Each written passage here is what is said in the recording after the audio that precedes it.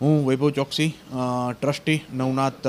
વણિક સમાજ ભારત. આજરોજ નવનાથ વણિક સમાજ સુરેન્દ્રનગરે જે સુરેન્દ્રનગર મ્યુનિસિપલ કોર્પોરેશન એટલે કે સુરેન્દ્રનગર મહાનગરપાલિકા સાથે મળી અને આગામી દિવસોમાં એક સ્થાપના દિવસ જ્યારે સુરેન્દ્રનગરનો હતો ત્યારે નો પ્લાસ્ટિક બેગ યુઝ એટલે સિંગલ યુઝ પ્લાસ્ટિક બેગ છે એનો ઉપયોગ ન કરવો એવી એક મુહિમ ચલાવેલી અને એ મુહિમના ભાગરૂપે આજરોજ સુરેન્દ્રનગર મ્યુનિસિપલ કોર્પોરેશન અને નવનાથ વણિક સમાજ સુરેન્દ્રનગરની ટીમે આજે જે એમઓયુ કર્યા છે એના માધ્યમથી આગામી દિવસોમાં જે કાપડની થેલી આવે એના જે વેન્ડિંગ મશીન્સ જે અત્યારે વડોદરાની અંદર એ આખો પ્રોજેક્ટ કાર્યરત છે એ આગામી વર્ષોની અંદર